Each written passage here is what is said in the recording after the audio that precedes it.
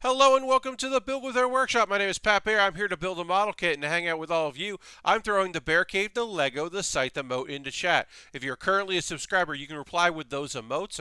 The desk site is for tier 2 subscribers. Or you can just use other or just say hi. If you're not a subscriber, you can also say hi. And of course, you are welcome here. This is the intro portion of the stream where we're going to just chat a little bit, hang out a little bit, get into the zone, give people a chance to come in who aren't here right at the top of the stream. Hi, Bobby Dice Roller. Welcome, welcome. Getting in Lashbrook is here as well. Hello, Lashbrook. Getting in a chance to kind of just hang and chill before we get into the whole actually building a thing, which is the Aegis Knight. We're working on the Aegis Knight high grade from Gundam Build Divers Re-Rise. This kit has 4 modes. That's probably too many modes. Hey, Harold. Welcome, welcome, my friend. Happy to have you here. Thanks for coming in. Yeah, I feel like that's too many modes. You got the mobile suit mode. You got the flight mode. You got the core fighter mode. And then you also got the assault combat mode. Hello, welcome, Kalu. Welcome, welcome. Um, uh, that's too many modes, but that's cool for a high grade. We have applied a bunch of stickers. We have a couple more stickers put on because we're doing the head unit, and the head I'm looking right now has 1, 2, 3 stickers, which for a head piece actually isn't that few. I've certainly done more. Uh, oh, sorry, I yawned. I apologize for that. Um, did some yard work today. Probably should have taken a Claritin. Possibly should have, taken it easy. Didn't do either of those things. Got a lot of yard work done, and now I'm feeling it. I took a nap today, which was good. Good to get a nap in. But I had a few other projects to work on. Filmed a video for Pat Bear's Anime Club that'll come out on Monday. But tomorrow, $5 and $10 patrons get to see it. So had to shoot that today. Happy to do that. That I think turned out pretty all right. Last video with not a lot of views. So that's good to know. People don't necessarily want to click on a video about 80s anime from me. And it's like, good, all right, sure. So hopefully a few more people will want to check out this video where I talk about shows that I think should have another season that we were deprived by not having a future season of it. So we'll see if that, people want to watch that and see what I think deserves more. I got a couple oddball choices in there, I would say. A couple choices that I feel strongly about, but maybe I'm the only one. Who knows? And it did also remind me that I do need to do a video in the future, a Pat Bear's Anime Club video in the future that needs to be shows I want to see rebooted. And I probably should put that out around the time if Shaman King becomes a big deal. With Shaman King coming back as a reboot, feels right to talk about reboots. Because there are some shows I would like to see another crack at it with more material. Because there are a couple shows out there that are shonen shows that they were like, oh no, we ran out of source material. Let's just make some stuff up. And that's almost never good. Words maybe says howdy, howdy to you. Welcome, welcome. We're about to get into the building. Just doing our intro portion, getting into it. The Aegis Knight. We finished the chest here on Thursday, so get the chest done. But we gotta do. It's so weird to have this. This is going to be the thing that is going to flap up for flight mode, and that's odd. But yeah, so we're doing that, and then we will work on the head. A thing that I mentioned is no plastic connectors, no PC parts on this, which is rare for a high grade, and that's pretty cool. This kit came out last year, yeah, let's get into it. Let me go throw out a retweet over on Twitter. Let the people know the intro is over. Because some people, they're not interested in the intro. They like to look at the model kits and see me work on them. So now we can see that. You can see here is our model kit. And work on the head. The only thing I did, I snipped a couple pieces out. My finger warm-ups, I like doing that. The only thing I did so far is I hit this face piece with a little bit of marker because it's so tiny that I just wanted to hit it beforehand. Hey, Julie, welcome, welcome. So we have to apply a sticker, which is not, look, honestly, if we're applying stickers, I'd much rather be doing this now than later in the stream. And there are 4 stickers left, and 3 of them go on the head. So, I don't know if we're going to get to the weapons today. I don't think we will. I think we'll probably get through the arms and maybe start some of the legs, but I don't think we're going to finish this kit up today. But if we did, well, we got that far, then of course we would do that last sticker, and that would be a little frustrating. But all right, so let me look at how this sticker goes. Look at this. So we got to put this sticker here, which is on the end of my X-Acto knife, onto the face there. I am getting new X-Acto knife blades. This isn't a peek behind the curtain. Equipment news. I am getting a couple new blades. I finally was just like, you know what? I need more X-Acto knife blades, so I got some replacement blades. Because this one, the tip broke off, and it makes things a little harder to apply things on there. And then if I do a papercraft kit in the future, which maybe I will, I don't know. Maybe I will. I will need it to, we got a little excess here. If in the future I do more papercraft, I'm going to need a sharper blade. But also, like water slide decals, is a lot easier if the blade is sharp. And then, just for safety, folks, it may feel counterintuitive. I know I'm not the first person to tell you this, but I will not be the last either. A dull knife is more dangerous than a sharp knife because a dull blade can jump when you are working on things. You can lose control over it. Sharp blade wants to go through the thing, wants to go through in a nice even motion, wants to cut right through it. A dull blade can jump and bounce, and that's where you get injury. And I should not, and I also know, I am not the first or the last one to tell you, I should not have been making my point by waving a knife. Using a knife for emphasis is also dangerous. All right, so new blade rocks. Yes, having a new blade is going to be great. I'm looking forward to that. I got a few things. I just needed some stuff, so I ordered some stuff that I needed. We need more paper in this house because we printed out a lot of stuff. A lot of tax forms had to get printed in this house and stuff, and informational forms had to be filled out in order for vaccines to happen. So we had to do that. We ran out of paper, so we're getting those blades. I'm getting some more lightning cables because I am down to 1 lightning cable, and it's short, and I don't like it. I need a longer lightning cable for the things I need to get done in this house. So, charging shit. So I'm getting a bunch of lightning cables, and then just a few odds and ends, make my life a little easier. All right, I think the sticker looks all right. Sometimes you never know if you messed the sticker up, like the eye sticker, until you put the face and the head on, and then you go, oh, actually that looks bad, which is frustrating. But now that I've put the face on, adjust that a little bit, and those eye stickers should be good.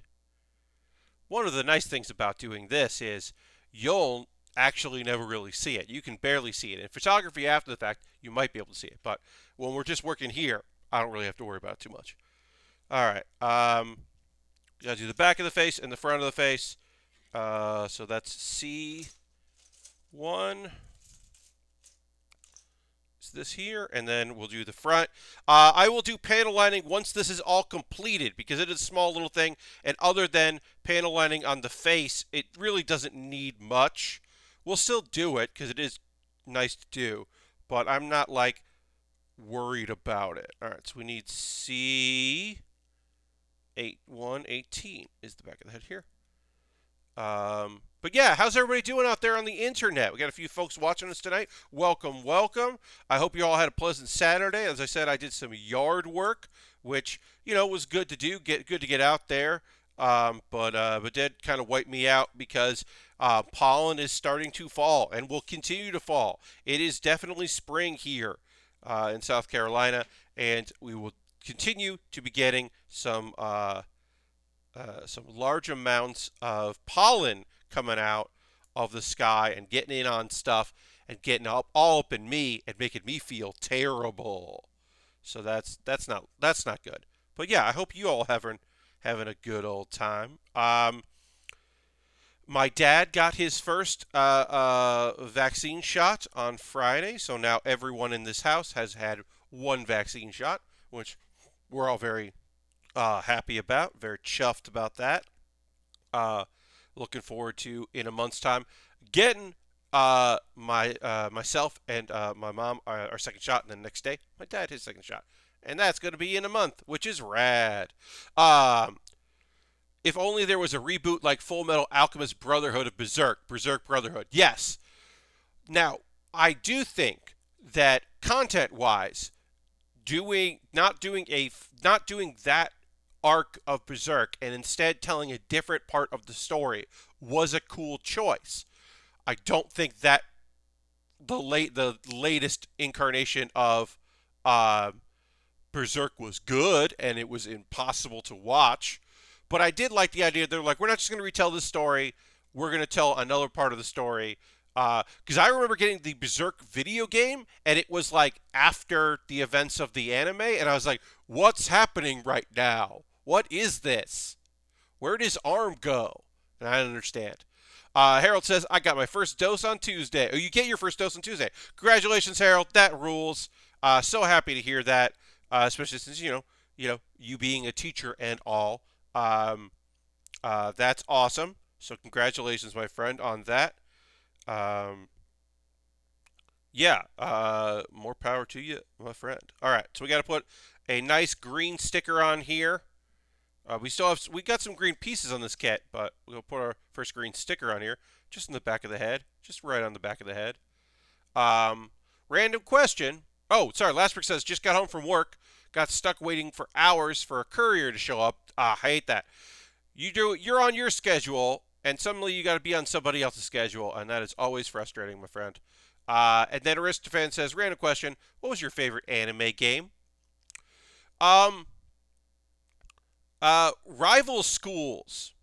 So Rival Schools has a fighting game based on the animes and lots of anime characters and fighting game characters. But they also had this weird, one of the games had this weird mode that was kind of like Monopoly and kind of like Mario Party. And it ruled. It was like chibis of all of them. And I can't tell you what the name of it was, but it was a Rival Schools game. And it absolutely kicked ass. Um, and then I'm gonna say I guess the video game came first, so I can't say Power Stone because I feel like there is a Power Stone anime, but I feel like Power Stone. Here's the thing: I don't know if Power Stone is based on a manga and there's also an anime. Then the Power Stone video game counts. If they made an anime based on the Power Stone video game, I guess it doesn't count. Boy, I like the first two Power Stone games. But yeah, I would say that's probably the Rival Schools was really good.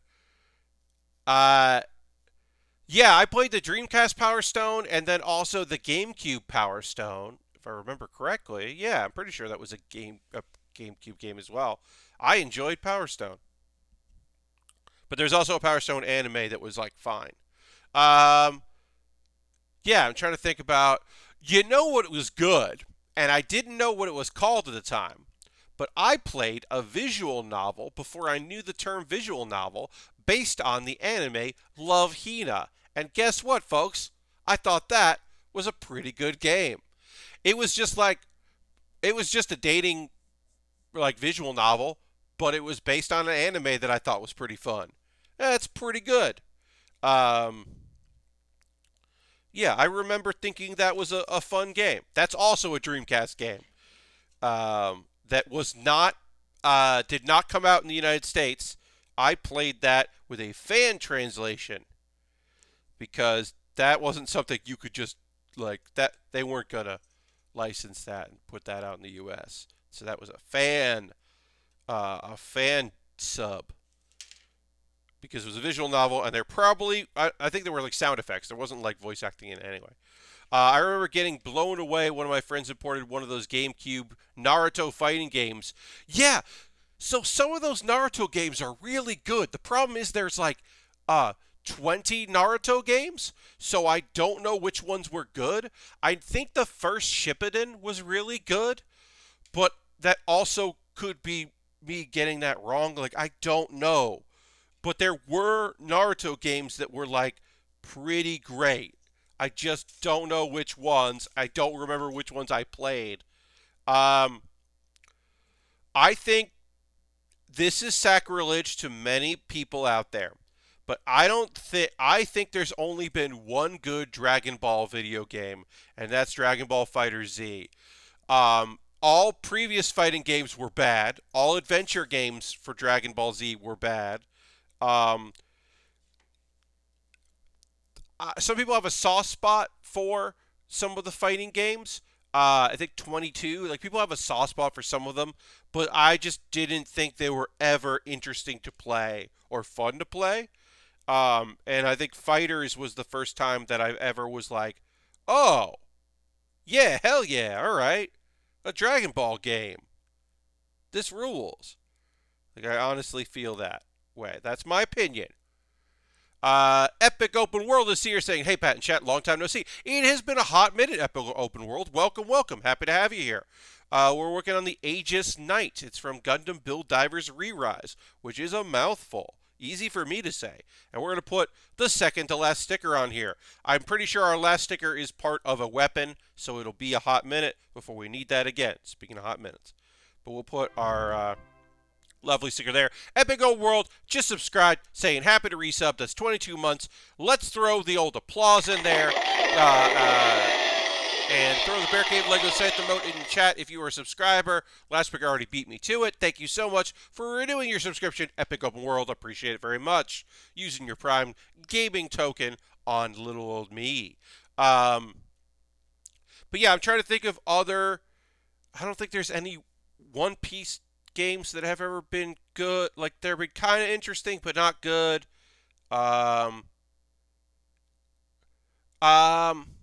Hey, that Capcom game that was like also had some like, there's been anime characters in Capcom fighting games that have been okay, but not great. Never great. Oh, Callie wants me to hit the gong. I will. Hi, Callie, and I will hit the gong in just a moment. Let me get this sticker in here.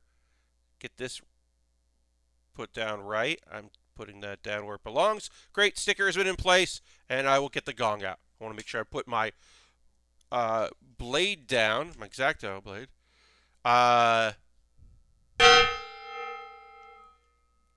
Epic Open World says Digimon back in the day. I've never played a Digimon video game, so I cannot comment on that. Also, obviously Pokemon rules, but while there is a Pokemon anime and there are Pokemon video games, they're almost kind of different things because Ash has never been, I mean, look, yes, it's red. Ash is red, sure. But Ash Ketchum has never been the main character of a Pokemon game, proper Pokemon game. So, Kelly says, how many channel points to have you go shopping for a mall ninja sword? Sorry, I've had a few. No problem. I will say this. The chances of me having a decorative sword here in South Carolina while finding a sword, a decorative sword, certainly feels like a thing that I could definitely do here. Logistically, I don't see myself picking up a sword while I'm staying here. Yeah, I just don't see that being a thing that happens. All right, so how does this connect? Does it connect like this? I have owned some swords in my day. Don't get me wrong. There may be some decorative knives mixed in with other props and costumes in my storage unit, which are not technically weapons, so they are okay to store there. That might be a thing that is definitely a thing that's real and has happened. All right, so where does this go? How does this work? How does his head look? That's weird. That feels weird. That felt weird. This head feels weird to put together. This moves on a hinge, and I think I hate that. All right, there he goes. Yeah. This moves around because the head part of the head unit has to move around because of the way this kit transforms, and I think that's weird. Um, People liked the Gungrave game back in the day. They did. They definitely did like that. You can legally carry a sword for self-defense in Texas, says Lashbrook. Lashbrook, that does not surprise me. Uh, I know a lot of people probably didn't get to play it, but I thought at the time the Magic Knight Rayearth on the Saturn was the best version of that story versus the manga and anime. Uh, I definitely played that game. I don't have memories of it because I dabbled in just about every Saturn game, I'm pretty sure. But I don't have any memories of it, but I will take your word for it that that is a quality interpretation of the story.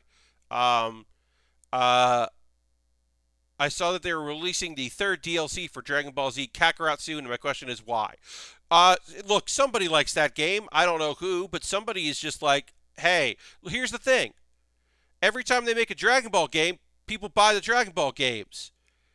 They bought the good one, which is, it's so great they bought the good one, but they also buy the bad one.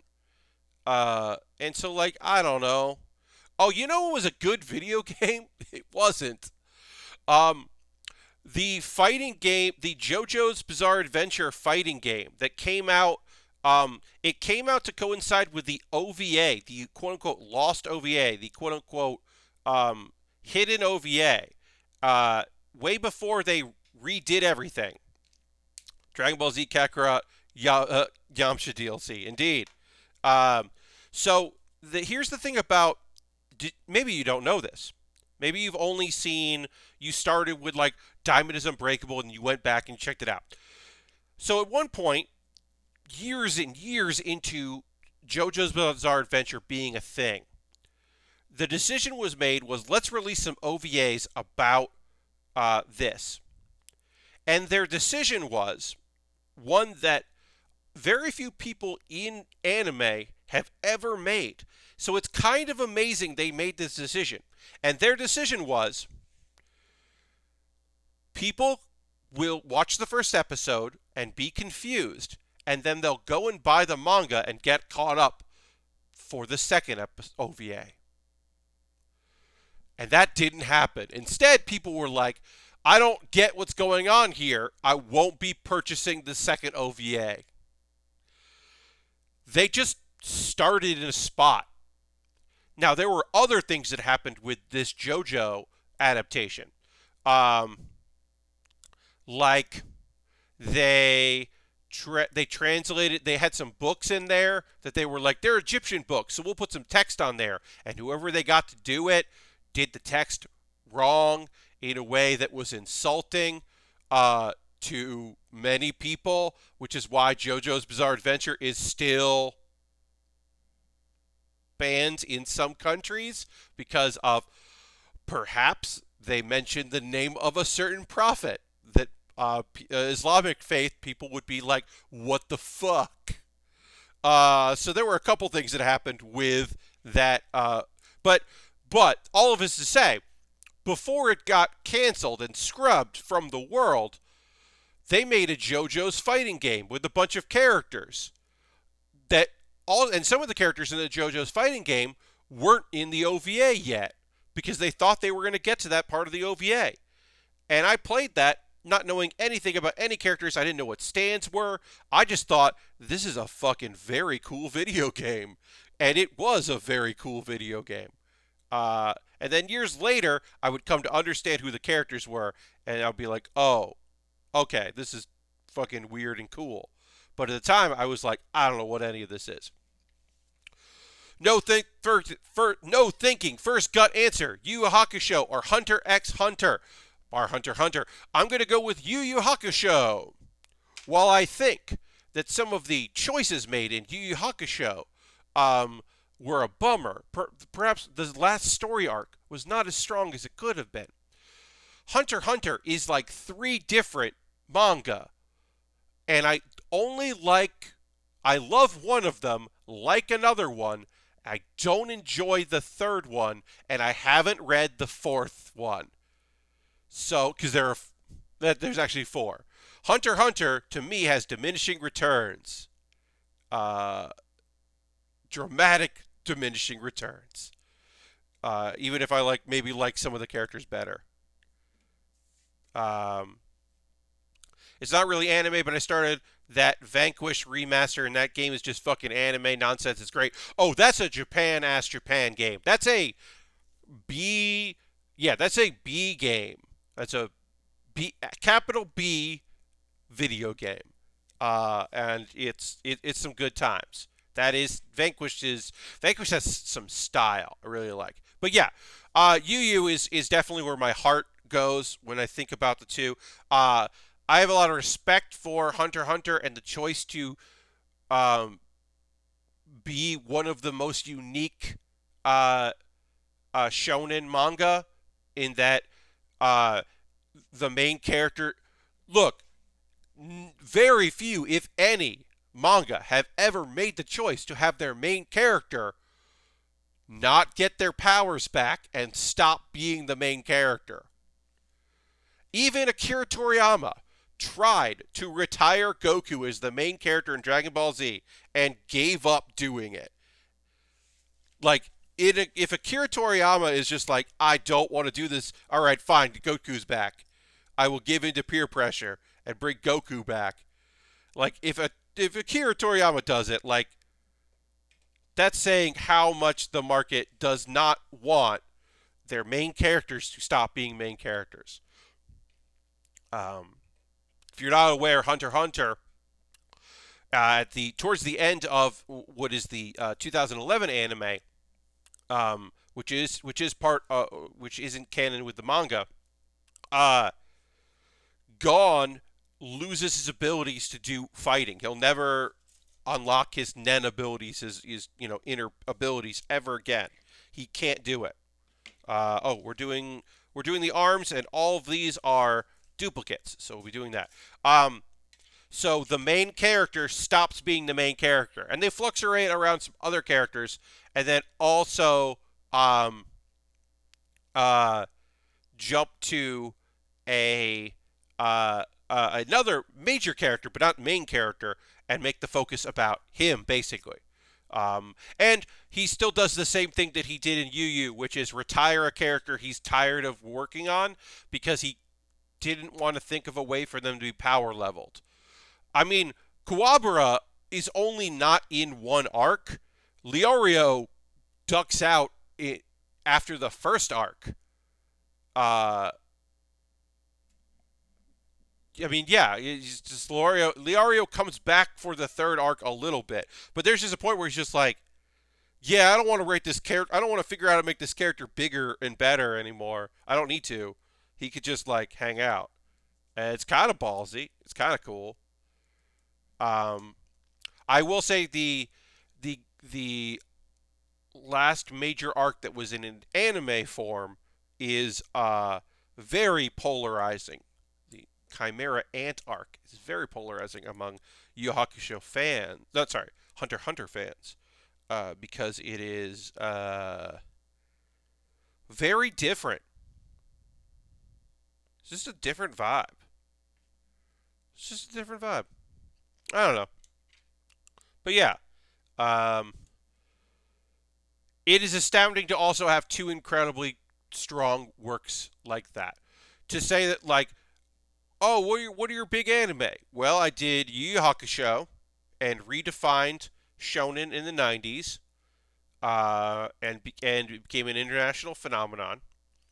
And then I made Hunter x Hunter, which was a huge revolutionary manga that had a bad run as an anime, but is one of the few anime that they were like, let's do this again. Let's do this again 12 years later. We'll do it again. And then it also was critically beloved. And that is a rare feat in the world of anime to have that. Because while there are original pieces of animation that exist in this world, there are things based on nothing. Just some creators wanting to create and doing some shit and getting funding to do that. the majority of anime is based on manga. And then also light novels, sometimes which become full manga. Sometimes they go directly from light novels to anime. And sometimes they are based on video games. They are based on very popular, uh, in some countries, mobile video games.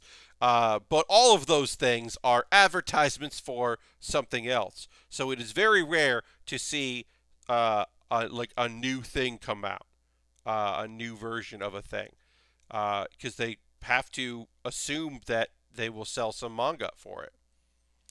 I think if Togashi didn't quit and rush Yu Yu Hakusho, World of the Story could have possibly surpassed Dragon Ball Z popularity. I don't know about that. Um, I think that Dragon Ball Z is a remarkably unique case, uh, because it's incredibly violent, but never felt like a violent anime. It is. It's brutal. But Akira Toriyama's art style is so playful that people didn't treat it like it was a violent, serious thing. And Yu Yu Hakusho just has such an edge to it that I think that uh, it's really like it really was just it was always going to feel uh, just darker. I mean, it went dark places.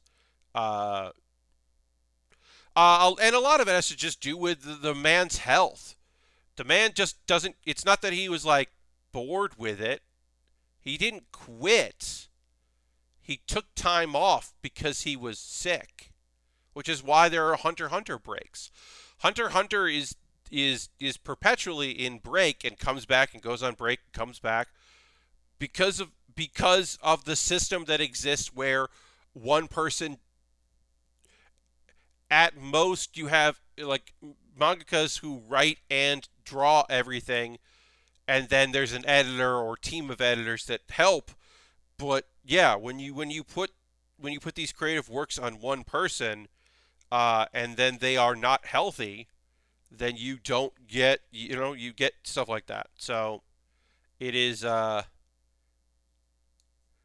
also when you get a creator who, like, part of his style that he played around with in Yu Yu Hakusho and then really honed in on in Hunter x Hunter is a person who does not think that far ahead, which is like unbelievably bizarre for a mangaka to not plan things out. It is unbelievable because you just get like there are just like there's like a bunch of events that have supposed to have happened. Like there was a character that was introduced that basically they were like, in 3 years he will have a faithful encounter with Gohan, and their or no, Gohan Gon, and their fight will last such and such, and it might cause the end of the world. That's a thing that happened in the manga, and then Gon lost all his powers, and it's like, is that still gonna happen? Do you care? Do you remember? What the fuck? And it's kind of impressive. Um, there are because there are people who are like sometimes mangaka just like fucking forget shit because they're writing for the next week and they have like plans. Some people take very meticulous plans, like Oda, the who does One Piece. He has thought out things. And he's retconned some things when he was like, actually, that was a bad idea. Like he retcons things, which I think is interesting. Um, uh, and he looks forward and he does leave things ahead to kind of fill in the blanks as he goes. Not everybody does that. A lot of people at least have some idea. Uh, the creator of My Hero Academia apparently forgot a plot point of his until the anime came out, and he went, "Oh yeah."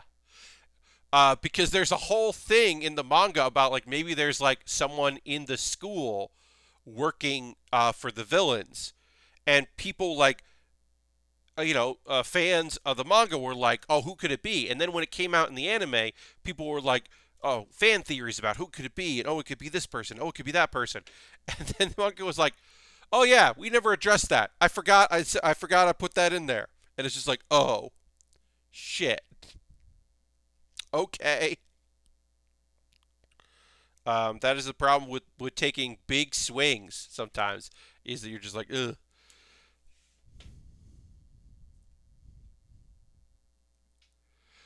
Yeah. George R. R. Martin ended up hiring a big fan of his books to be a fact checker. He was just like he put a woman on payroll because she remembers all the stuff, and he has other people that also fact check. Yes, um, I have heard of uh, because so like like this is not an industry secret, right? Um, there are television writers in the U.S. who go on fan wikis to find out backstory about characters, and occasionally they get something wrong and have to get corrected because the fan wikis aren't always accurate.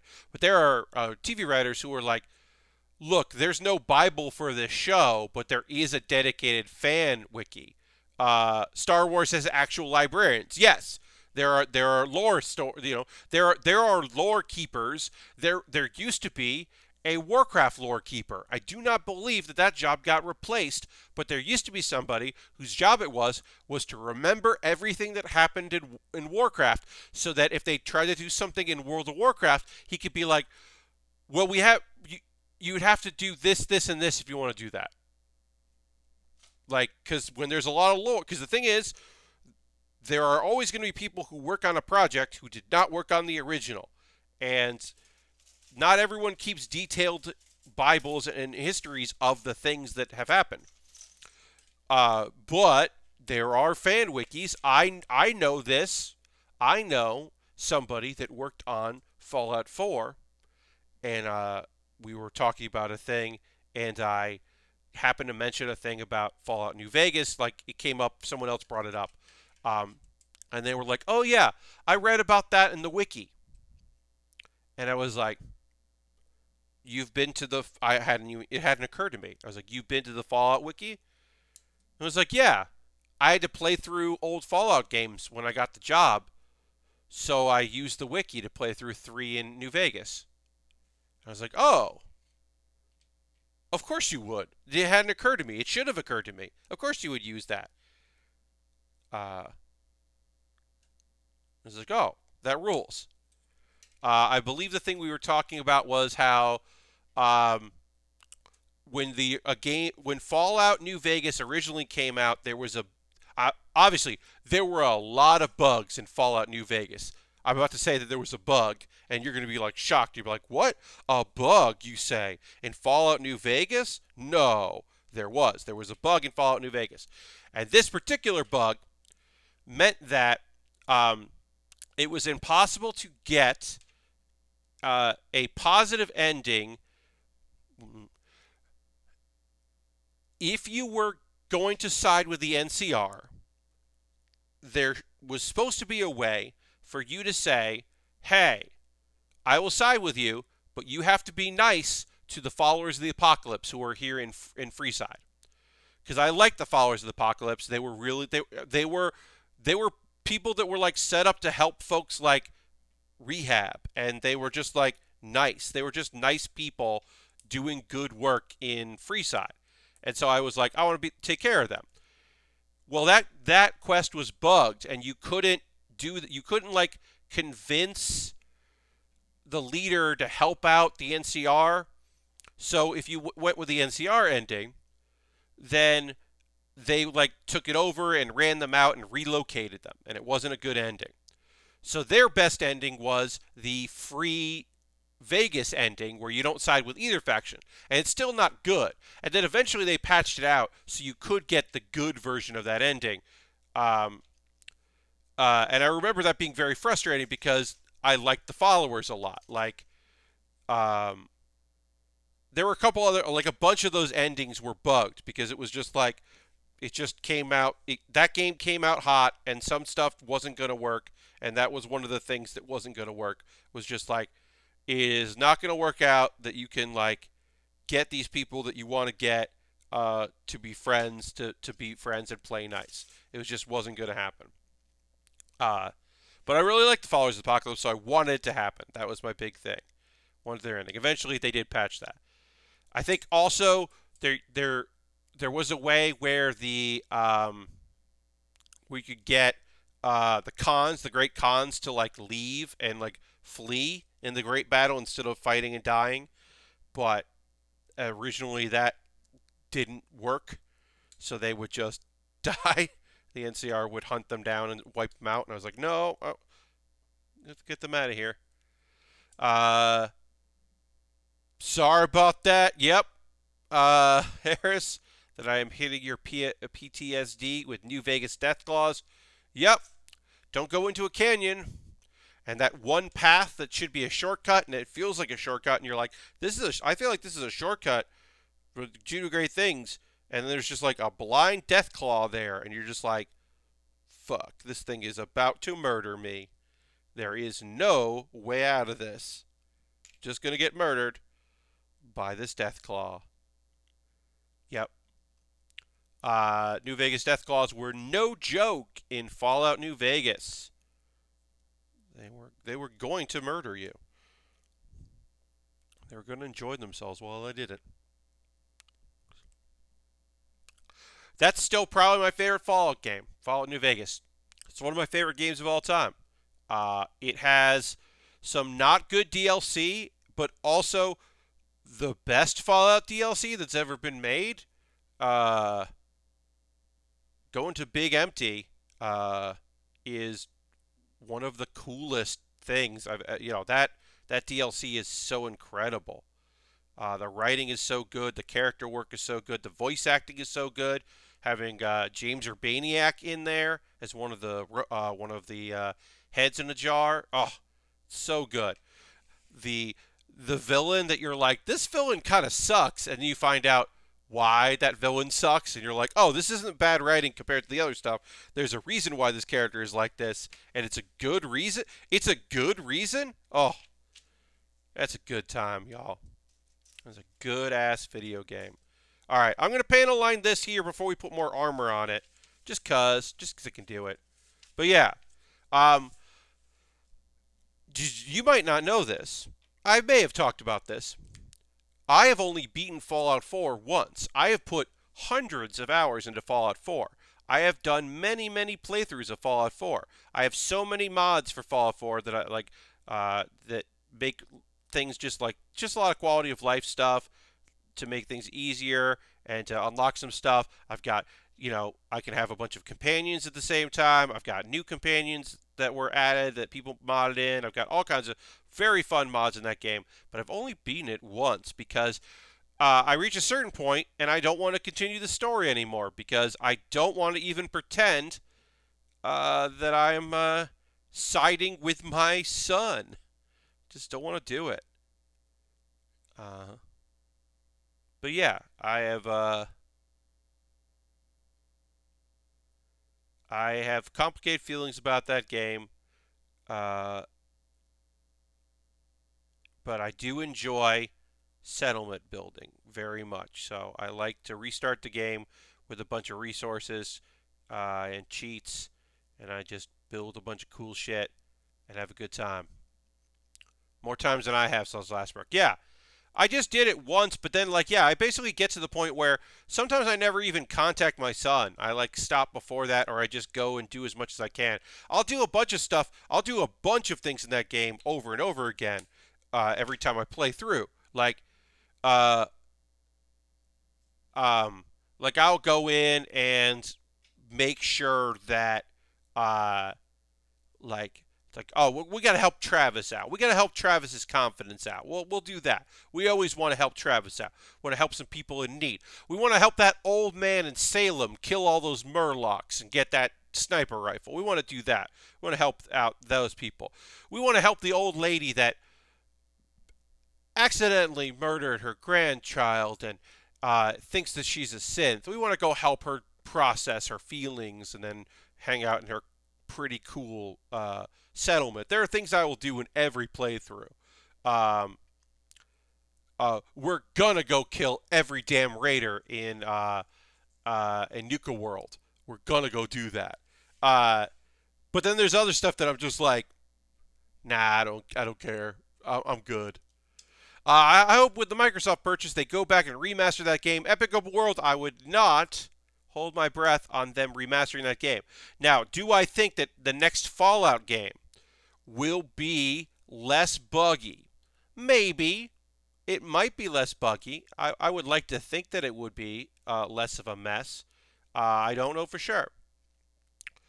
Uh, but yeah, I think that Fallout 5 or whatever it's going to be will hopefully be a little more controlled. But yeah, I can't see them going back to 4 and doing anything with 4 because they have 76. So here's the thing: Fallout 4 is not the last Fallout game. 76 is the last Fallout game. So that's going back 2 Fallout games if they're going to go and work on that. And I just don't see that happening. I don't see a remaster or re-release or anything like that. I just think that you have to hope for 5 being more of what you would like it to be. There are, look, if you're on PC, there are a lot of great mods for Fallout 4 that are out there. There's still plenty of good ones on Xbox and and PlayStation, but there are many, many good Fallout 4 mods on the PC that help stabilize it and help fix a lot of problems with the game. It doesn't fix the plot of it, uh, but yeah. All right, we got to put some armor on here. We'll do that. Let's see, other things I want to talk about. Oh, I figured out what I'm going to play on Wednesday. I've been debating this for a while, folks, but I'll tell you what my Wednesday streaming plans are.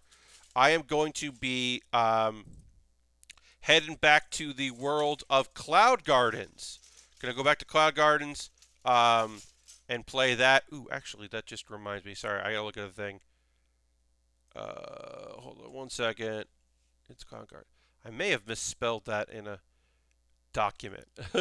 My promo art that's going to go out on Monday, so I have time before I have to talk about it. But let me just look to see. Did I write? While it's in my head, I'm looking this up. No, I wrote Cloud Gardens. Good. So the promo for Cloud Gardens will say Cloud Gardens. But yes, I'm going to play that on Wednesday, and that'll be fun.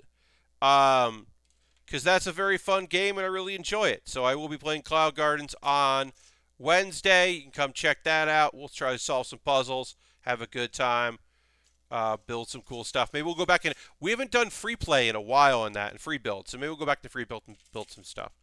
I did hear that they are doing FPS boost for the new consoles for Fallout 4. Okay, or Sven, I mean, that would be pretty okay. I could see them doing a little bit of work for the new consoles on that. I mean, here's the real thing, right?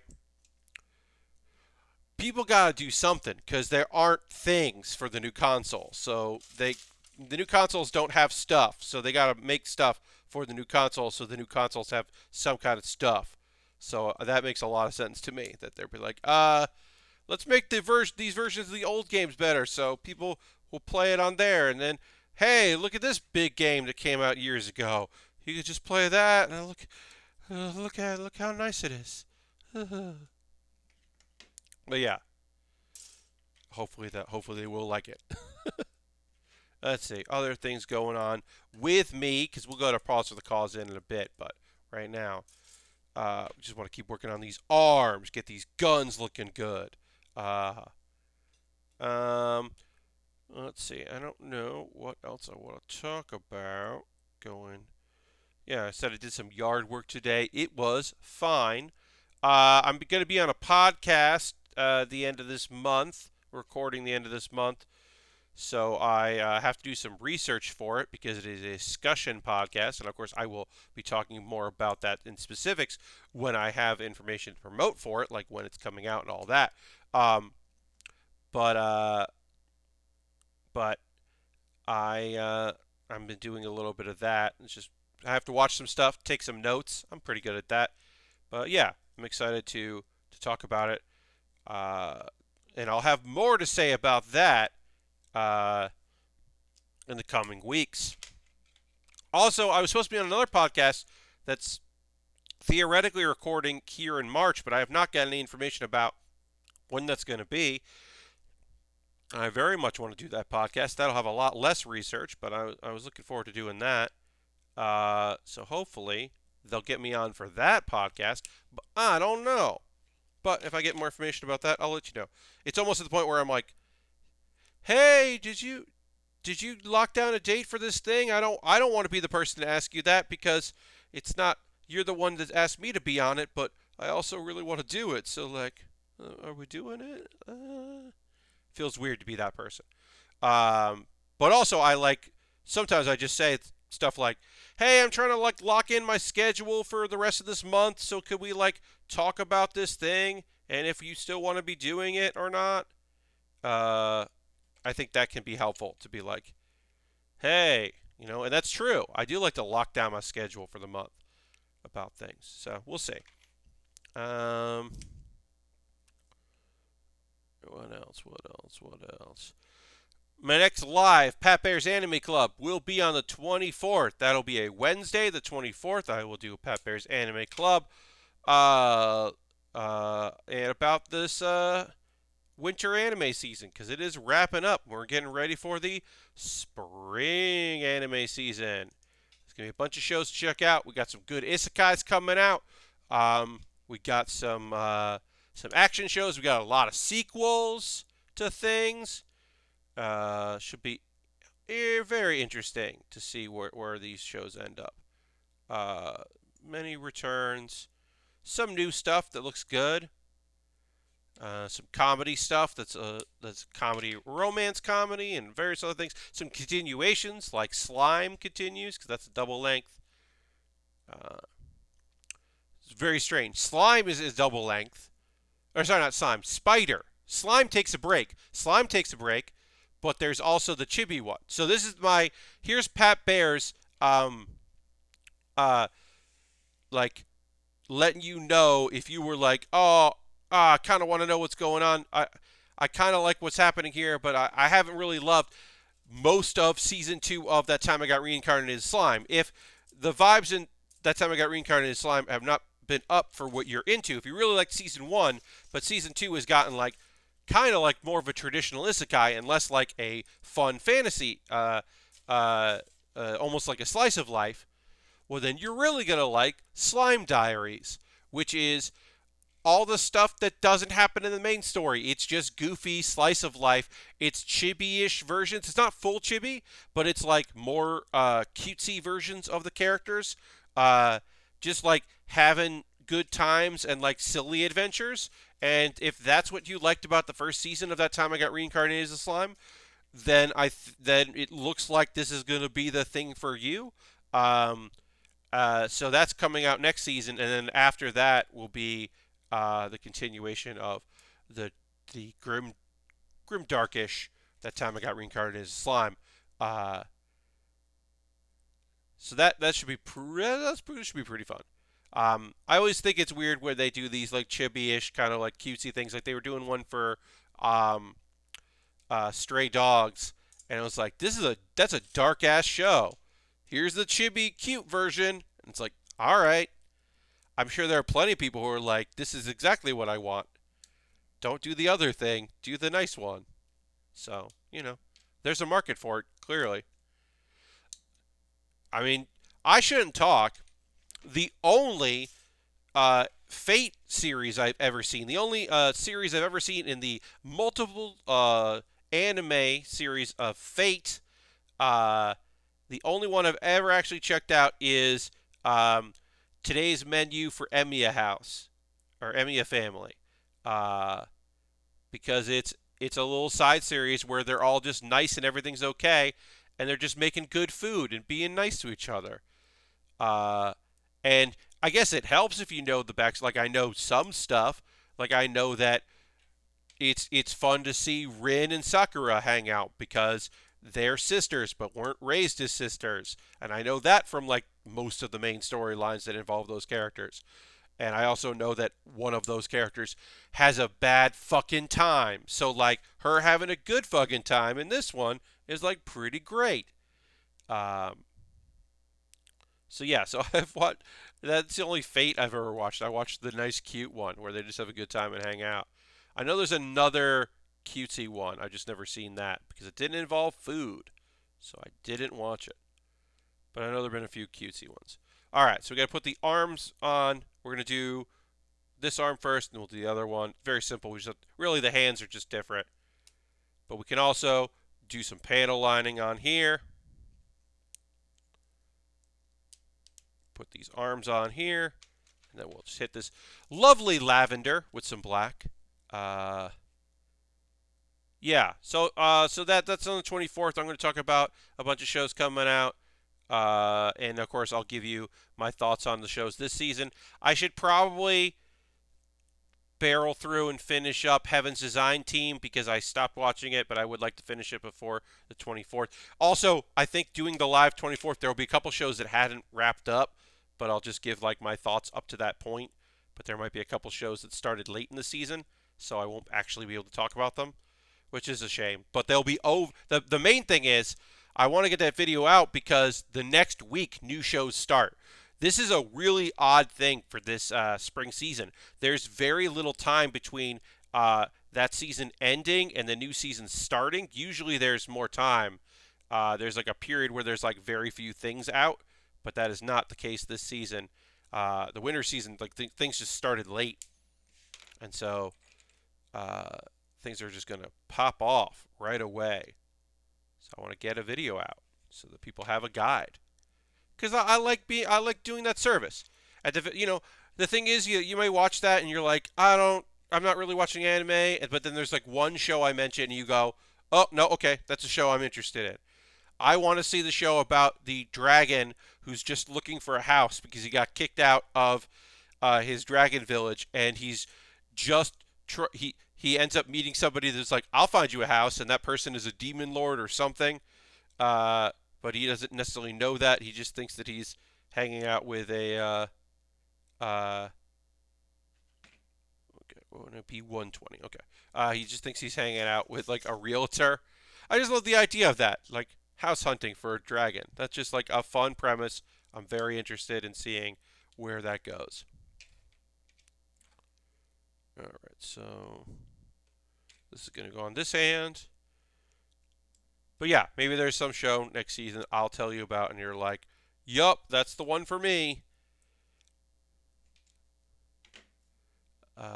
Like, even if it's just like, oh, the next season of Kingdom is coming out because you love Romance of the Three Kingdom anime, and you're like, oh, hell yeah, more Romance of the Three Kingdom. I can't wait for that.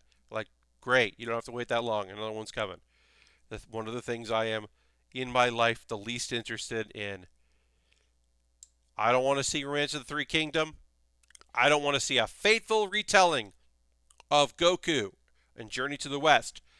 And I don't want to see anything with Sherlock Holmes. The second season of Moriarty the Patriot is coming out. if that interests you, but it does not interest me, because as I said, I can't believe that last year I watched a show that was I accidentally watched a show about Journey to the West.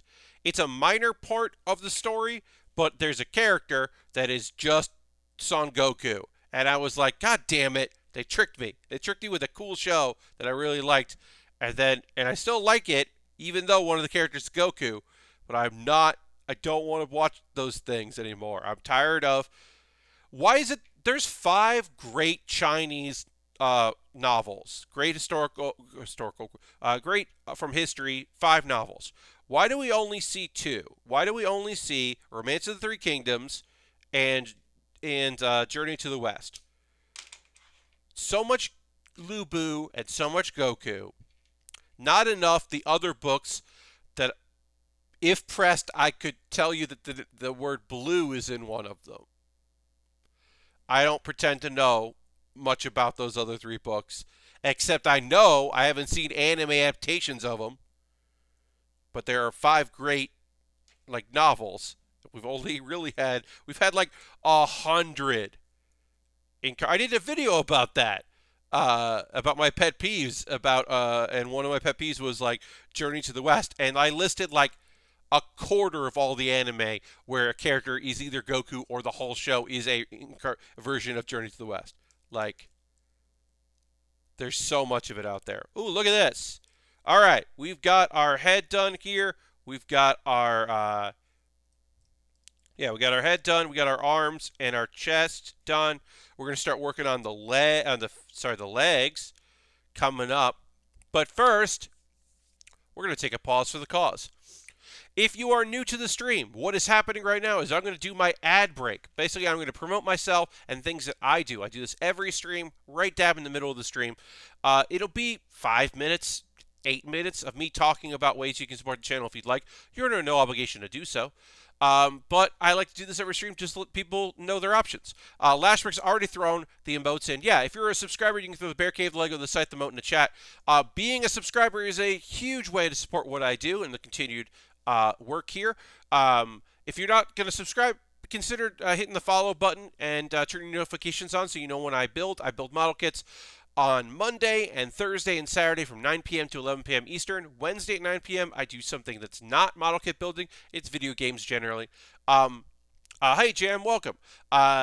But yeah, becoming a subscriber using your Prime token, because we saw earlier today Epic Open World renewed using Prime. You could also, if you wanted, do Cash Money. And you could also be like Aristofan, and you could gift a sub to somebody in the community. For the month of March, we've had 5 gift subs, which is great. We've only had Aristofan gift. You also could join the Bits and Coins leaderboard. You could give bits like Jam and Harold. You could join that leaderboard. Bits and coins, gifting subs are another way. These are all optional things, but there are ways you can support the channel. My throat's very dry. I gotta drink water. All right, now we can get back into it.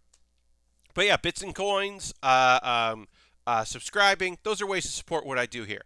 Now, I have alternative methods to support that are outside the ecosystem of Twitch. And I'm going to talk about those right now. I have a Patreon. You can join my Patreon. There's a $1 tier, a $3 tier, a $5 tier, and a $10 tier. And you can join those at any point you'd like in the month.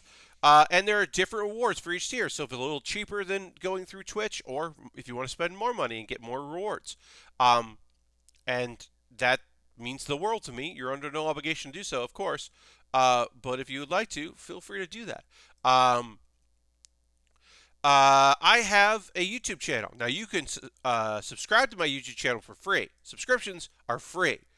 You can also join it, which costs money, and probably should be flipped around as what those terms mean, but whatever. But you could join for $2 a month if you wanted to. If you want to join me on YouTube, you could do that. Now, everything I make through Twitch, through Patreon, through YouTube, which I get payouts every now and again from YouTube, goes back into the business of me buying and building model kits.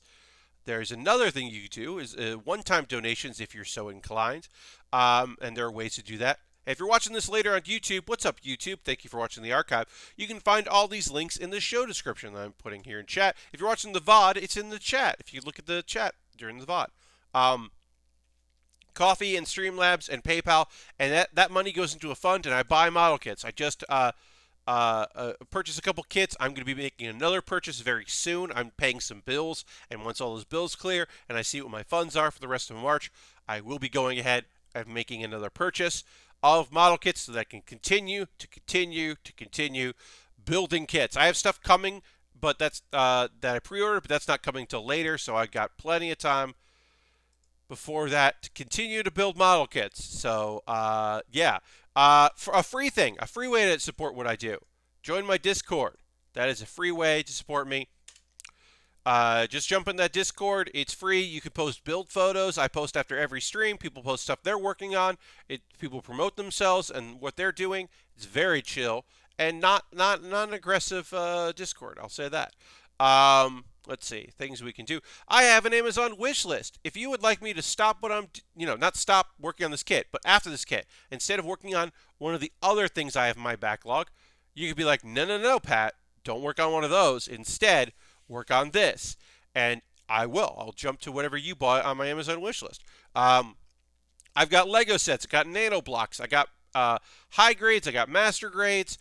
Ooh, it looks like somebody bought that Kamen there was a Common Writer entry grade I had on my wish list, and it has been purchased. Cool. Well, when that comes in the mail, what I'm going to do is I'm going to shoot a video about that Common Writer kit, and make a little separate video that'll go on my YouTube explaining that someone purchased this, talking about the kit, and then I will build it on stream. But yeah, I got Lego sets. So there's a price drop on one of these Lego sets. That's a good deal. And all kinds of things that I would love to build on stream. I got a Zoid in there. I got the Beast Liger from Zoid's Wild, the most recent Zoid series. I'll build that a Zoid. That would be great. But yeah, I got a bunch of stuff here. I will build it, and then I will make a video. And yeah, it jumps the queue, and that is a way to directly support what I do here. And also, you get a say in what I do on the stream.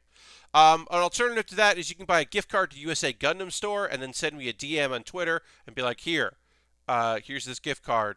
Buy something from USA Gundam Store. And you could do that. A couple things I want to plug real quick. I mentioned on Monday I will have a new episode of Pat Bear's Anime Club. My most recent one that is up and you can watch now is about my favorite anime from the 80s. So you can check that out if you haven't yet. And then Baer With Me is an ongoing series. Every Wednesday I watch a video, a reaction video. It's reactions. This last one here was about 3 trombone players. And as I was watching it, I understood what was happening in it, and it made me very happy. And it's probably not going to be like my biggest viewed one, but for me, it's one of my favorites because I just think it was very fun to shoot, and I think it turned out great. So if you haven't watched that, check that out. We're going to get back to building in just a second. We're also, a thing that's going to happen is I'm going to get back to building the Aegis. We're going to start working on the legs. I'm also going to start talking about some anime I watched the past couple of days because there's some big things that happen in those anime. And then I'll also drink some water right now. I'm going to drink a little water and go over here because, as I said, my throat's a little dry. We'll get back in it. It's time to work on the legs. And the nice thing about these legs is other than the connectors, everything is identical and symmetrical, so we can do that.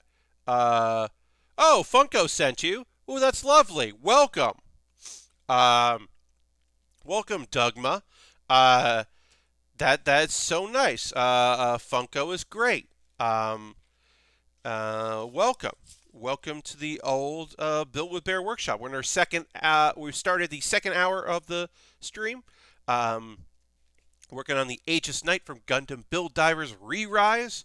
And we're working on the legs, and I'm going to talk about some anime that came out in the past couple of days. This is the thing I do in the stream, folks, is I do talk about anime. Now, if you have not been watching So I'm a Spider, So What? It's on Crunchyroll. It's going to be a double length, so even though it started pretty slow, it is picked up.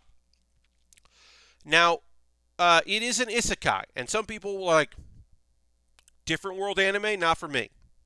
I get that. Because modern isekai is overpowered main character, somebody who was down on their luck, but we never see enough of their life in there to really feel anything about the way they lived. They die, and they're now in some sort of fantasy world that's usually some sort of Arthurian legend kind of world, magic and monsters. Sometimes it's not, but most of the time it is. And their knowledge from Earth, plus their inherent incredible abilities that they've gained, allow them to be incredibly overpowered, and ends up with a lot of ladies taking interest in the main character. Sometimes the main character knows that, sometimes they don't. But they end up with a harem, and then happenstance, and they just keep failing upwards, and nothing is really hard for them, and they have a blissful life. Now that's most of them. Some of them are different, like this one. That's kind of happening. There's a isekai where, basically an entire group of high school students, something happened, and they all were reborn in this world of magic. And most of them were reborn as humans. Some that had powers, some apparently in other places and don't, but most of them have powers and they're humans, doing stuff and trying to get by. Some thriving, some giving into madness in various forms.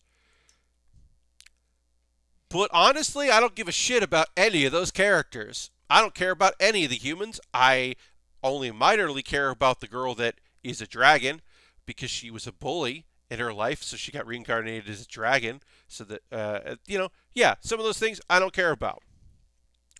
What I do care about is that one girl gets reincarnated as a spider, and we are watching her figure out how her life is supposed to be like. Now, the show is set up over many episodes that you see stuff happening in to the humans. They're all like 15. A lot of them are in the same academy. They're training. They're doing their thing. You know, they're going to be, whatever. They're learning. They're learning magic. They're doing all kinds of stuff, right? And then you see this spider doing her thing, trying to evolve, using her intellect and some of her abilities to survive and outthink and outwit her opponents. And she's evolving, and she's picking magics, and she's learning, and now she has like multiple brains, and she's like pretty chill. She's like, a lot of it's just like, maybe it's the stress of it, or it's some other thing, but she's mostly just like, okay, well, can't really worry about this. I have no control over this thing, so let's just keep going. All I want to do is survive and like build a nest and live and continue to like do my thing. And you're like, yeah, you do your thing. You get that done. You know, I care about the spider. When the spider isn't on screen, I'm saying, hey, where's the spider? When are we getting back to the spider? That's a Simpsons reference. Ooh, dropped some frames there. Sorry about that, y'all. Dropped a couple frames. Um, uh, but anyway, last episode we found out, which is huge, that the progression of time that we have been watching is not accurate. We're watching the modern current time with all of these students in school, but everything that we've seen of the spider happened in the past. We know that because an event that happened early in the show, where the spider's nest was destroyed and someone dropped and then later recovered a dragon egg, that happened when the human characters were children, like, or just born. So that was a huge, like, wait, what? Huh? What do you mean? And now we have some context. This episode gave us some context. Basically, 15 years ago, when everyone else was born, this spider rapidly aged and became the spider it is now, because we get a flashback from the perspective of a new character who's an older man, who is one of the strongest human mages ever, named Ronald. Ronald? Yeah, Ronald. It's Ronald, but it's Ronald, but Ronald. But I don't know, this dude. So the old man was just like, he came across our spider friend and was like, holy shit, this is the strongest spider I've ever seen. This is the nightmare of the labyrinth. And then I want to talk to you about another big revelation in this episode. Our narrator is an unreliable narrator. We have an unreliable narrator, and I had no idea. This fucking rules. I love this. This is such a, like, it's such a nice surprise to know that this character has a perception of what she looks like. Like, when we see the spider from the spider's perspective, she's kind of got like a chibi face, and she's cute and like kind of like happy-go-lucky. When this dude, this old man, fights her, he's like, what the fuck? What we see of the spider is this incredibly nightmarish, evil incarnate, like, scary thing where, like, she was like, I yelled at them for, like, burning my house, and then they attacked me. That's what she sees. What they see is the spider glares at people and they just drop dead because they don't have good magic resistance. So I think our spider is a villain, and then it is heavily implied in modern times that the main character, his brother in this world, like who's not his brother in the other world, but his brother in this world, who was the world's hero, died, and it is heavily implied that our spider did it. And I think we're supposed to not like that. Here's the thing that I haven't figured out yet, and maybe I will figure this out soon. They're starting to unravel things in a way that I did not see coming, and I really appreciate that, and I really enjoy that.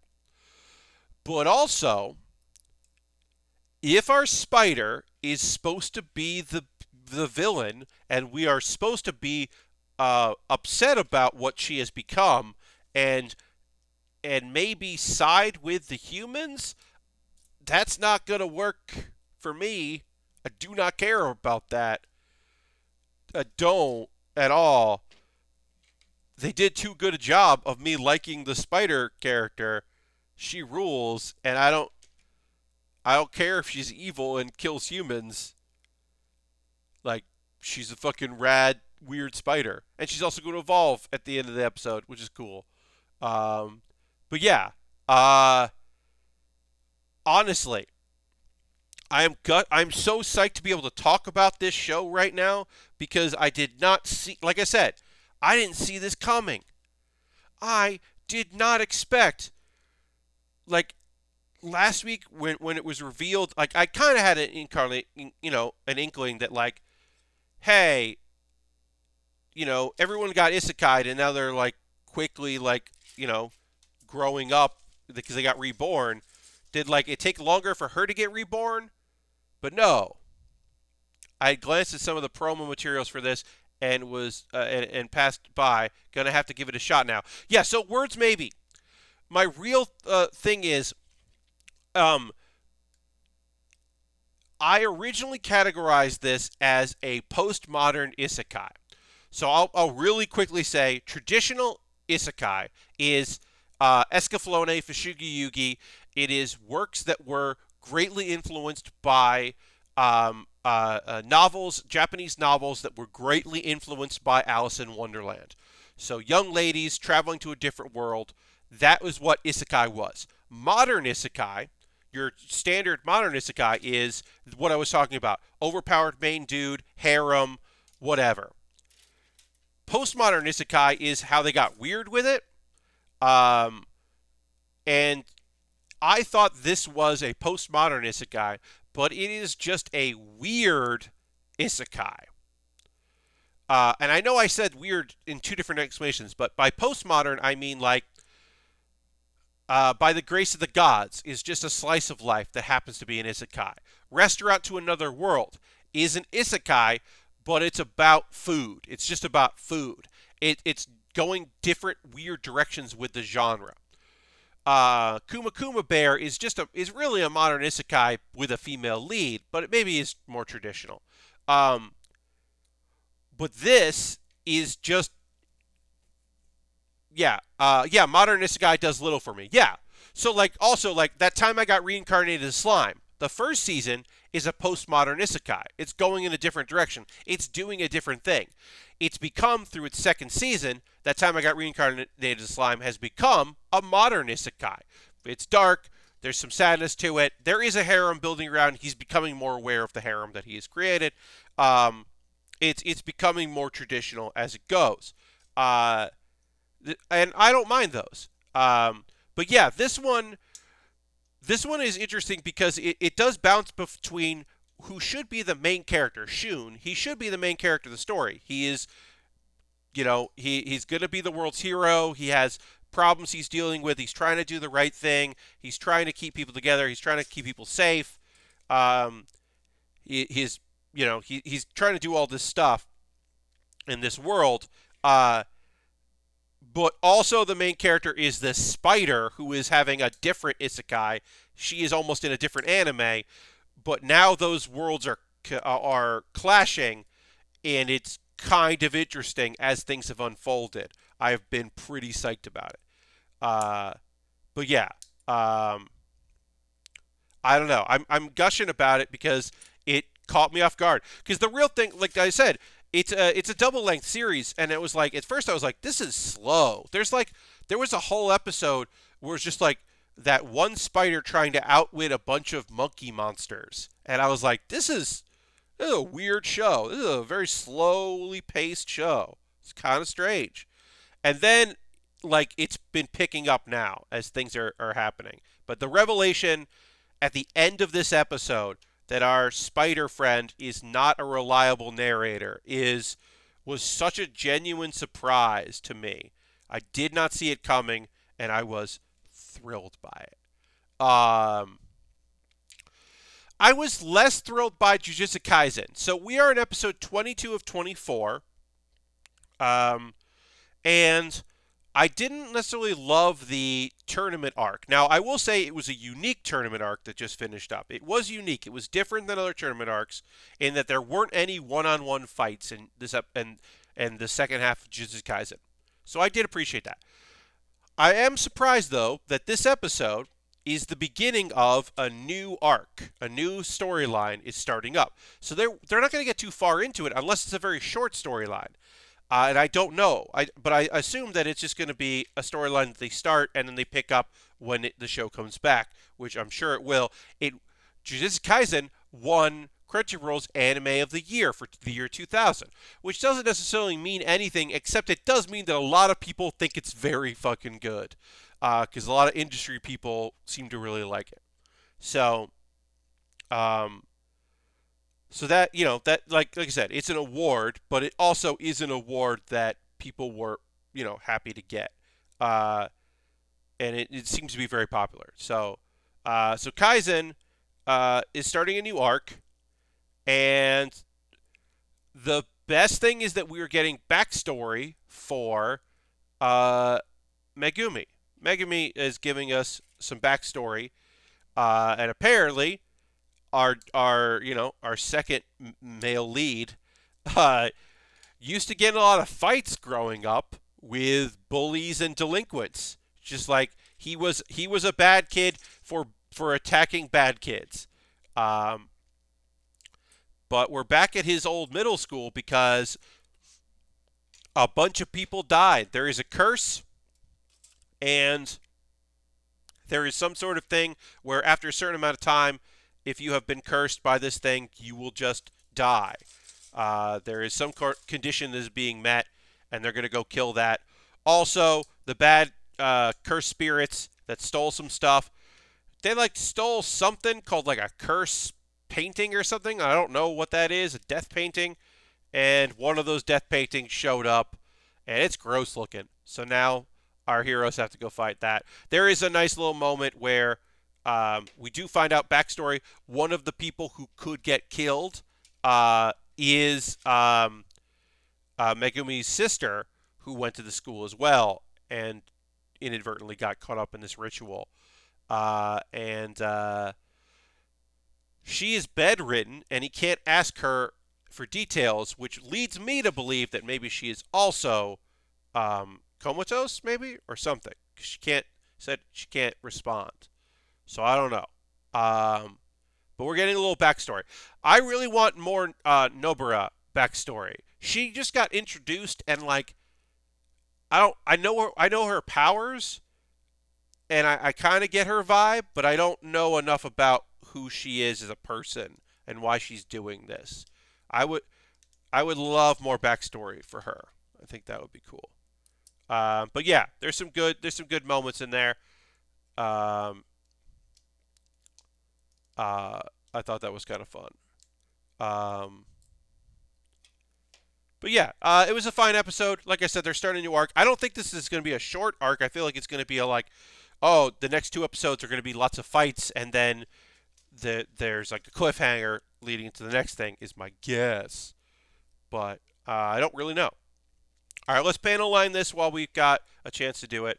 And then the last thing I want to talk to you about is, with a dog and a cat, every day is fun. And if you're new to this channel and you haven't heard me gush about this show, it is a minute and a half long episodes, really quick little fun episodes about a woman who, we don't know her name. She has a dog and she has a cat, and it's just little adventures about those. And sometimes, like this episode, we get a little bit of backstory about the Shiba Inu that she had as a child. In this episode, uh, when she was a kid, they would go to this one restaurant at Christmas, and she would always get lamb, so she could steal, like take the lamb bone, like sneak the lamb bone out, and bring it to her dog as a gift.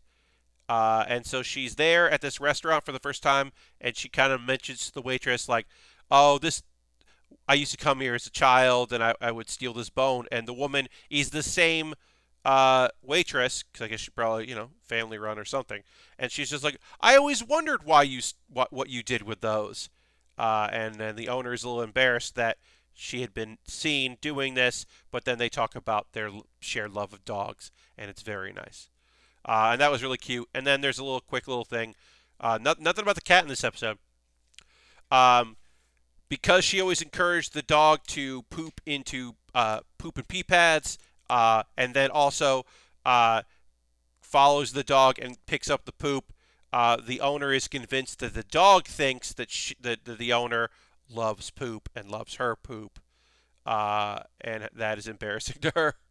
As is quick, and that is definitely the plight of dog owners, where you're like, my life revolves around this dog's pooping.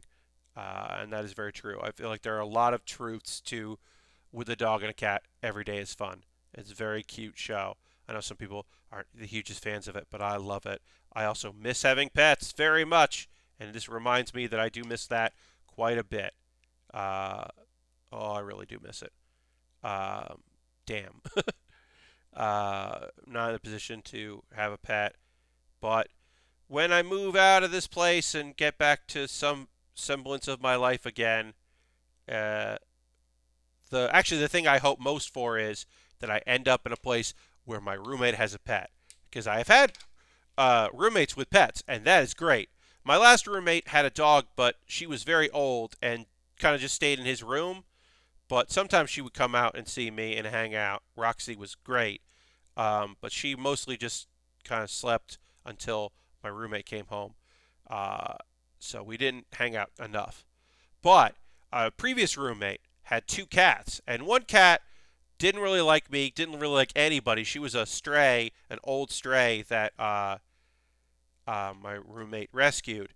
Um, and so she only really liked him. But by the end, before he moved out, she dug what I was, me and what was up. But the younger cat that he had really liked me. Um, we would put their cat tree. We had a big cat tree for them by the window in the living room, and that my bedroom is right there. So I would come out, and the cat would just like lean its head over the edge of the tree, its nesting spot, so that I would walk by it and scratch its head. As I like walked in and out of the room, like it just knew it's like, oh, it's time for scratches because Pat's coming out, and that was very good, and I loved that very much. That was a good. Those are some good cats. Here's the thing that sucks. I forget the young cat's name, but I will never forget the old cat's name. The old cat that was found and taken in, that eventually came to like me, because the old cat's name was Mrs. Chang, because the old cat was found behind a Chinese restaurant. So that cat was named Mrs. Chang. Um, but yeah, I will never forget that name. It was a good name for a cat. Uh, but yeah, it's been a long time since. Yeah, not all of my roommates, but a lot of my roommates have had pets, and I have been pro that. My roommate, my last roommate Zach, uh, didn't start out with a dog. Had moved the dog back to his parents' house in Long Island, and was occasionally would have the dog over for weekends, and then just and whatever. And I had said, like, I don't mind you have a pet. There are dogs downstairs that the owner of the house has, so as long as they're all right with that and aren't barking constantly because there's a dog up here or something like that, like whatever, you do whatever you want. Um, and he was like, "Oh no, I think it'll be better if the dog stays with my folks." And then like sometimes uh, they would just be like, "Oh, they're going out of town or something," and then the dog would show up. And then one time, Roxy just never went home. Roxy was just suddenly there all the time. And he was like, I think it was like months later, he was like, hey, are you mad about this? And I was like, no, I told you this is okay. You have a dog. I'm like, just if you're out too long because of the way New York works, like just text me and I'll, make sure the water dish is okay or take her for a walk or whatever. Like I don't mind. I had previously, years and years ago, one of my first roommates, she would just suddenly go out of town and she had two cats and she would ask me to feed the cats when she was out. And like her litter box this litter box was self-cleaning, so I didn't have to worry about that, which is great because I don't, whatever. But I was like, sure, yeah, I'll do that. And then one time I was like, hey, I am going home for Thanksgiving for the first time in many years. I will not be available to feed your cats. So if you suddenly decide to go somewhere for Thanksgiving, just know that I am not available. You have to ask either other roommate or we had somebody that lived in the building that had keys for emergencies. We had their keys. So you just have to make arrangements. She's like, yeah, I'm not going anywhere. I'm not going anywhere. Friday night, she's like, hey, are you home? And I was like, no, I'm in Connecticut for Thanksgiving, like I told you. And she was like, oh, was that yesterday was Thanksgiving? I was like, yeah. She's like, oh, okay, well, I'm in Florida. Ooh, I don't know how we're going to get these cats fed. And I was like, it's not a matter of we. I didn't type, it's not a matter of we in a text message. I should have said, we don't have a problem, you have a problem. I didn't do that because I do care about animals, even if I was mad at my roommate. But I did want to say, we don't have a problem at all. You got to deal with this. It worked out all right. Everything worked out okay.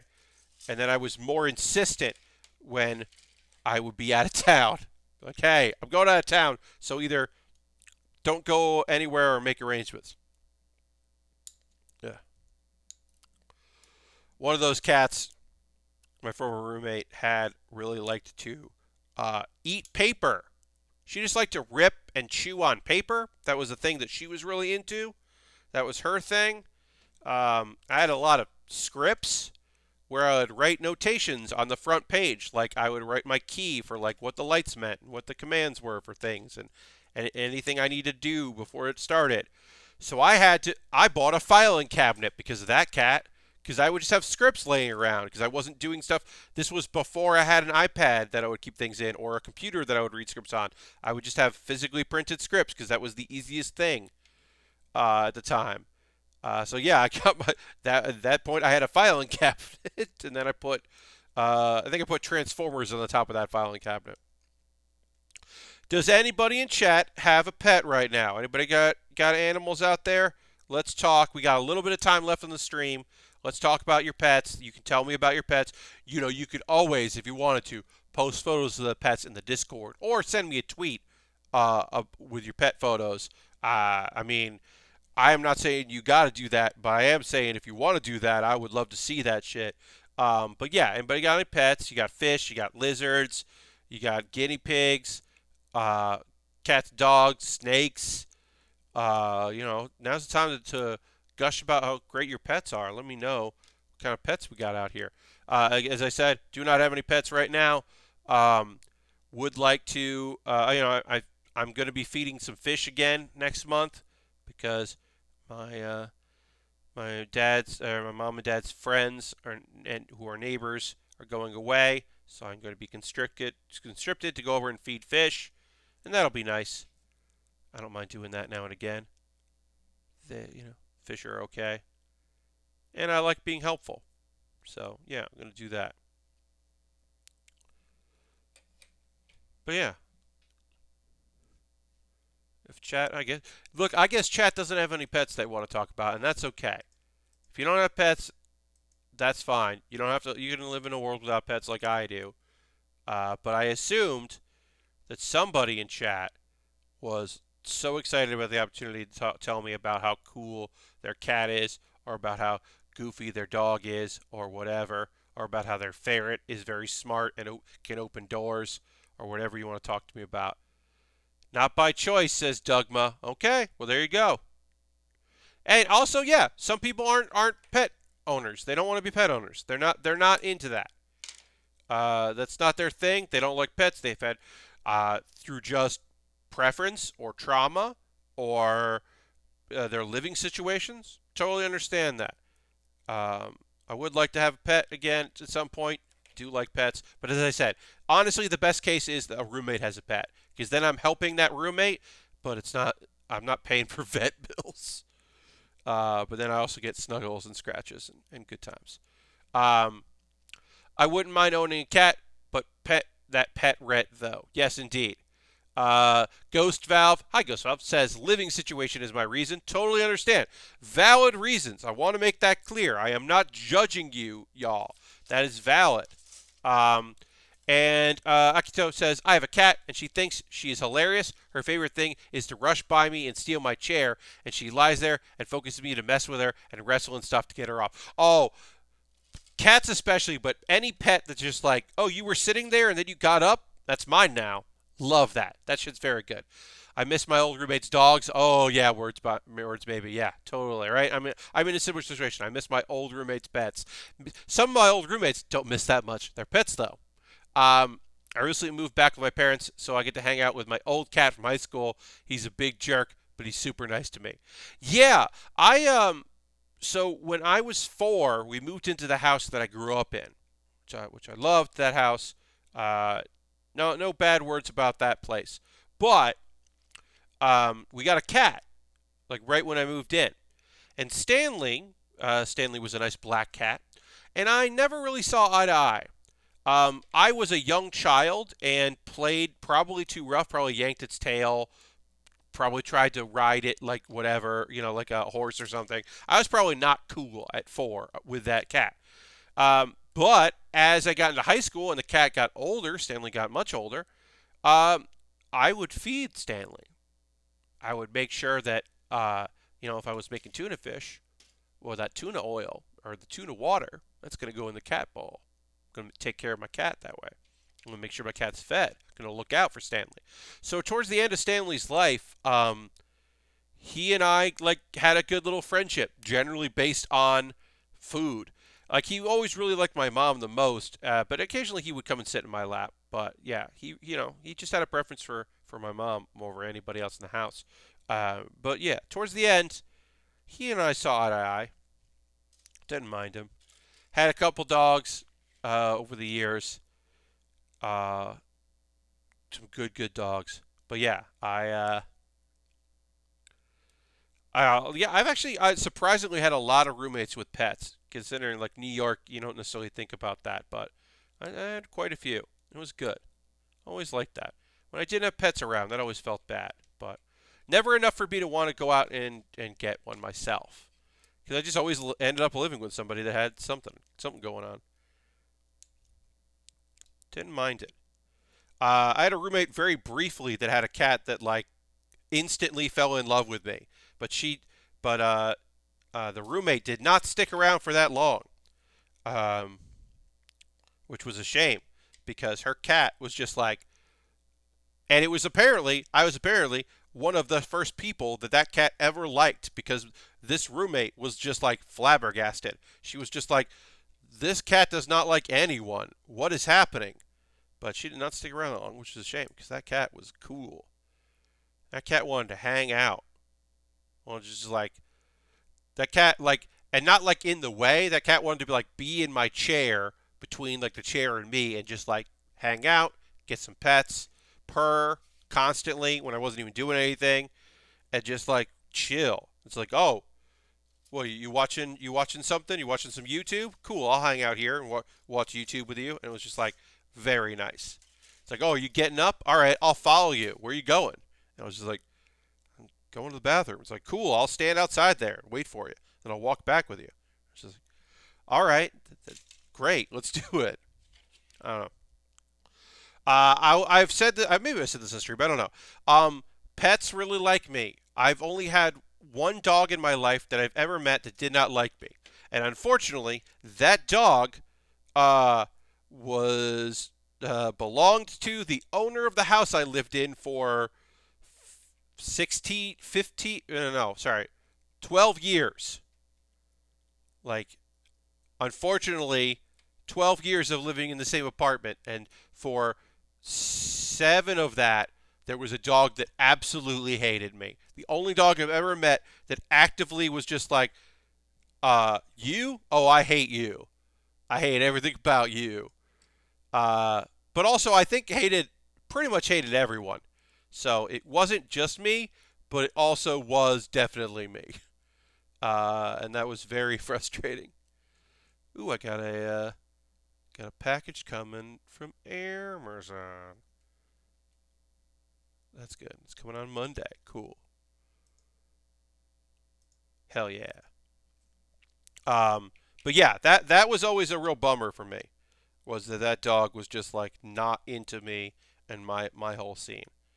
We're gonna finish up here with the feet. One of the things that's weird about this kit is that some of the feet look like hands because this kit transforms in weird directions. So we'll style this up, but then we also have to do um, the uh, the back part of this that in the transformation want to look like hands, and it's weird. It's weird. It's not. It's real weird. But we'll just kind of style this up here, and then we'll attach the back part of this kit here, right back part of the legs. And as I said, it's weird because this has so many odd transformations that it is strange. You'll see what I mean when I get there. But yeah, I miss my old apartment. I miss New York. Something fierce. I really do miss a lot of my friends. Of course, I wouldn't have seen them too much if I had stayed in New York, but I still miss them dearly. Uh, but I don't miss for a second that mean dog that did not enjoy me. Bit my foot right through my shoe. Pierced the skin on the top of my foot. And put a hole in one of my shoes. So, yeah, I would like to just clarify, did not love that dog. Ugh, it's a mean, nasty dog. Other people got along fine with other people. It just very much fucking hated me, and I'll never understand why. Hey, Xandra, what's up? Shoutouts to Xandra. Xandra, I don't have one of those cool shout out commands. I never learned how to do that in Nightbot, and I gotta learn how to do that so I can give people proper shoutouts. But please, folks, if you like my emotes or if you like good people who are great, you want to give Xandra a follow. Xandra made my lovely emotes that I just put here in chat. She is a variety streamer that plays lots of fun games of various makes and models and gears. She's got a cool VTuber friend that sometimes streams that seems very cool. And she's overall just like real great, real fun. Check out Xandra. Good times. Also, an important thing, a fantastic community. What a lovely group of friends that watch Xandra's streams. Yes, I have gotten a little bit too much into VTubing. How you doing? Oh, I'm doing all right. This has been a fun Saturday night stream working on the Aegis Knight. It's got a lovely lavender color to it, which is not a typical color in your Gunpla.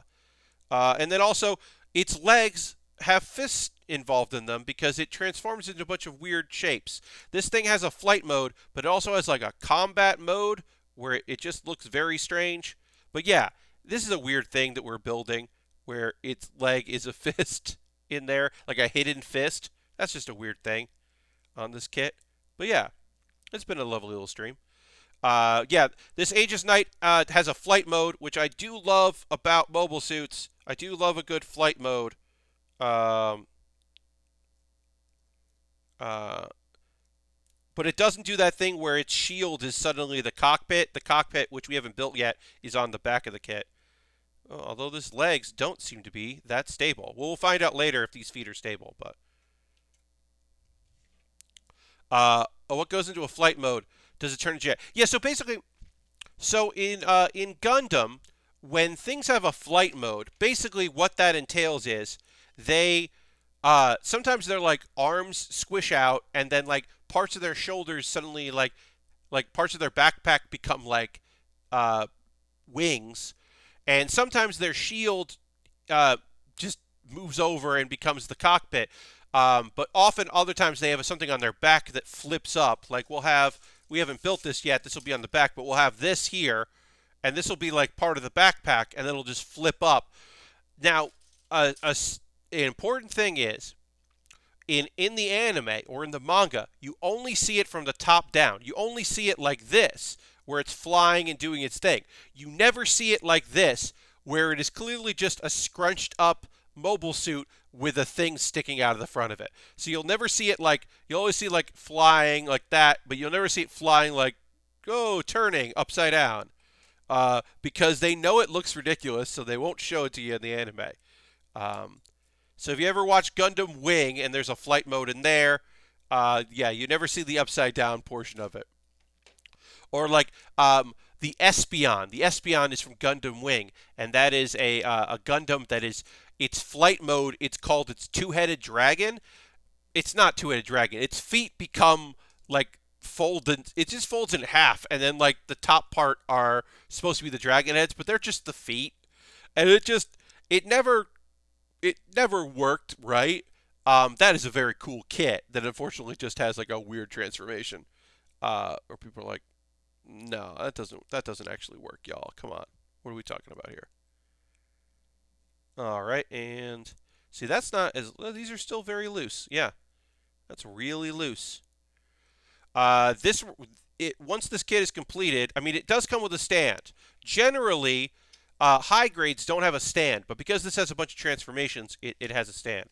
But yeah. All right, so we have to build the. We got to do. We'll do this while we're here. Let's get the legs done. We got some time left in the stream, and of course, with Andrew's here, which is very nice.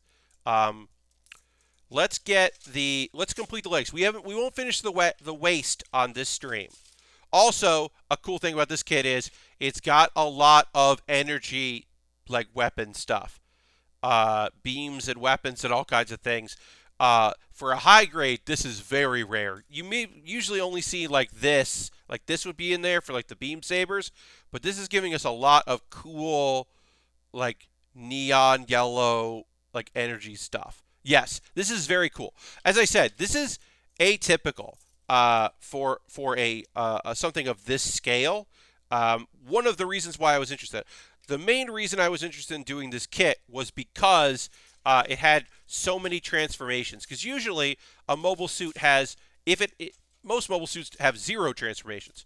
Some mobile suits have 2 transformations, or the 2 modes. This one has 4 modes. It has, so it has the mobile suit, the flight mode, as you can see there, where it's just like, look, there's a cockpit, and there's the legs.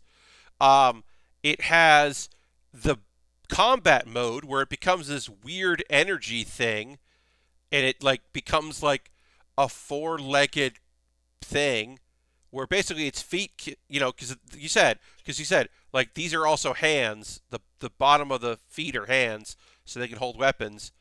And then it's got like this cockpit, like I forget what it's called, core fighter mode, which is not the flight mode. It's a version of the flight mode, and that's having 4 different ways of having your kit is incredibly rare.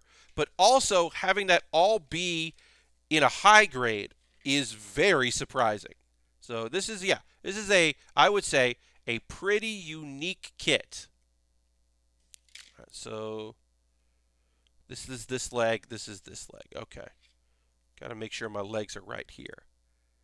And then we'll just build the joints. They'll go into the waist. We won't get the waist done today, but we'll get the waist done on Monday, which will be our next build stream. Will be Monday, 9 p.m. Eastern, folks. If you want to come check that out, we'll get the waist, and we'll most likely finish this kit up because we got to build the waist and we got to build the backpack and then we got to transform it into its various modes and put in all those cool effect pieces that we got in this kit. So we'll do that. So we'll probably take most of Monday's stream to finish this up. I think, yes, we'll put this here. Oops. Great. So that's that leg, and then we just need B2. Do the same thing on the other side. As I said, I don't know when. I know someone bought something off my Amazon wish list. So that'll be the next thing we build. And I know what it is. It is an entry grade, which is good. It's good to work on a couple entry grades because also those are fairly inexpensive. So somebody, I don't know who yet, bought me an entry grade Kamen Rider. So we'll build that, and that'll be a quick build. But that's coming in the mail because I don't know when that was purchased. I just noticed it's no longer on the wish list. It's now on the purchased section, but I don't get information. That is a weird thing about the Amazon wish list thing, is I don't get info that would be good to have. Like that. Currently trying to decide on my next kit, thinking the HG Gundam ground type from 8th MS team. That is a good one. The ground type is great. I mean, I love 8th MS team. It's a fantastic series. But I remember that one being good. I built that. That is a pretty cool one. Yeah. Good luck to you, words maybe. All right, so we've now done our legs. We finished the chest and the arms. We got a lot done today. We got all the head, the arms, and the legs done. That's pretty rad. So I'll be taking a photo of this once the stream's over. But we are going to go ahead and raid. It's got a good, decent, chunky look to it. Oh, yeah. Those kits of that era are nice and chunky. Those are some good wide friends. So we're going to raid, folks. I'm going to go find a stream for us to go hang out in and share some love. So feel free to come along in this raid. Not necessarily a model kit builder, but somebody doing something cool. Let me see. When did this person start their stream? We're going to go raid TQ. TQ is playing Animal Crossing. And again, TQ is a streamer who does not do cam, so it is just voice, but she is fantastic. Her community is rad, and also it's Saturday night. Let's just get nice and chill and cozy while TQ plays Animal Crossing, a game that she's on a villager search. That's right. She is searching for a particular village. She's trying to get a particular villager. But TQ has such a lovely community, and she's just such a nice person, and just a great streamer. So let's just go have a chill time with TQ. Thanks so much for being here. I hope you have a great rest of your Saturday. Daylight savings is going to happen. Your computer and your phone will do it, but if you have an actual wall clock, you won't do it. So just be cool. When it suddenly becomes an hour later than it was, I'm sorry. But have a great night. Xandra, thanks so much for stopping by. That was so lovely. Such a nice surprise. And thanks, everybody, for being here. And I'll see you in the next Build With Baer. Goodbye, goodbye, goodbye, goodbye, goodbye, goodbye.